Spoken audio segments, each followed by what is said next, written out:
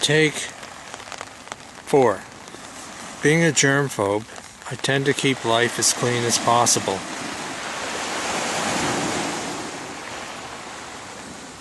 That was put to the test recently with a Canadian-Japanese lady I'd been enjoying dinner and a movie with. Mai is in no way a germ-phobe. She's just a normal girl who in no way hesitates to adjust a shoe while standing on a dirty sidewalk. I cringed just watching that. Then one day it happened. We had just finished a great Japanese dinner and were on our way across the parking lot to a movie when Mai announced, I want to watch Ghost in the Shell. But I already said I wasn't going to watch this movie because I was against the old 1950s use of European actors to play Asians, because it was thought that a European-type audience would not attend a movie with Asians in it mentality. Who the hell but a die-hard 1950s style racist thinks that way anymore? It is 2017. Time to put an end to that kind of crap. But Mai insisted. We always go to your movies. Let's go to a movie I want to watch, and I want to watch Ghost in the Shell. But my boycott. It's a valid statement. It needs to be done.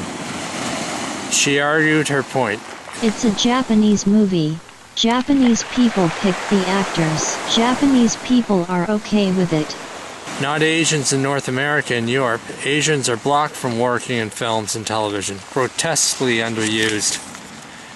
And to still have Europeans playing Asians in 2017, no way should we watch this movie. I want to see it. I'm Canadian. Toss a coin. Heads. We watch my movie, and tails. We don't watch your movie. So I told her I would toss a coin. I find it excruciatingly difficult to say no to a cute Asian, especially if the dame's got them gams.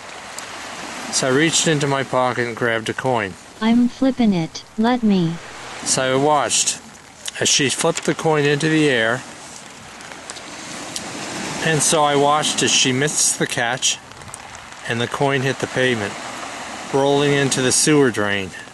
Damn, I used a toonie. In Canada, that is $2 down the drain. Mai looked at me and then walked over to the drain cover. I see it. Then, much to my complete horror, she dropped to her knees and prostrated herself in the sewer drain grate. And to increase my horror, her hair suddenly fell off her shoulders and whisked the dirty sewer drain. And it didn't bother her, not in the least. I just stood there like a statue, horrified as my mind conjured up multiple scenes of the rat family that walked across the sewer grate. They probably dragged their food across it, and it didn't bother her. I think it might be tails. No heads, no tails. Possibly. Do you have a flashlight? I should have used a nickel. The only words I could say. I lost a toonie. I see Her Majesty's nose. Come here if you don't believe me. Have a look for yourself. No, that's quite okay. I'll take your word for it, really. When Mai stood up, all she did was dust off her knees. Then took those sewer drain filth-coated hands and moved the locks of black hair from her face. I stood perfectly still. Somehow I could see the viruses, bacteria, mold, mildew, and general plague have a party in her hair and mocking me.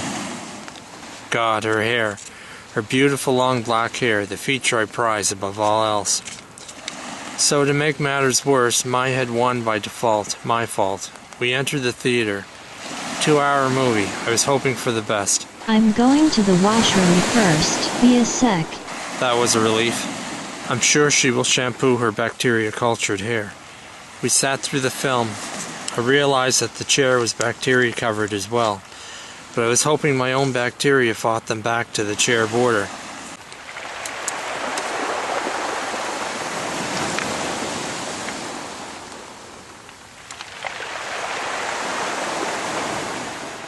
After the movie, we took the bus home, the germ-laden bus. My sacrifice for planet Earth. After the bus left, we walked back to the studio where Mai likes to sleep on the work table while I work on assignments. I washed my friggin' hands. What? I replied. When I went to the toilet, I washed my friggin' hands. So? I added. You kept away from me. What? No, I didn't. In the theater, you kept your distance. Normally your shoulder rubs against mine. This time you didn't. I do? I did? You always do. You always touch me with your shoulder. I did wash my friggin' hands in the washroom. I had no reply. God, your clean habits. Do I tell her? Do I tell her that her sewer hair is sitting on her shoulders and I was acting to save myself from imminent danger? She needed a reply. I washed my hands. Jeez, what do you want from me? You want me to carry around a bottle of sanitizer? It wouldn't hurt to have one handy. It wouldn't hurt for you to try some germs now and then. Lick a sidewalk. A sidewalk? Can you even imagine what's on a sidewalk? Imagine what's on a sidewalk. The sidewalk is the open sewer of the city. And then she did it. She suddenly leaned across and plopped her bacteria upon me. I don't know why, but I find that cute. And she never knew my true thoughts that night. That is, until now.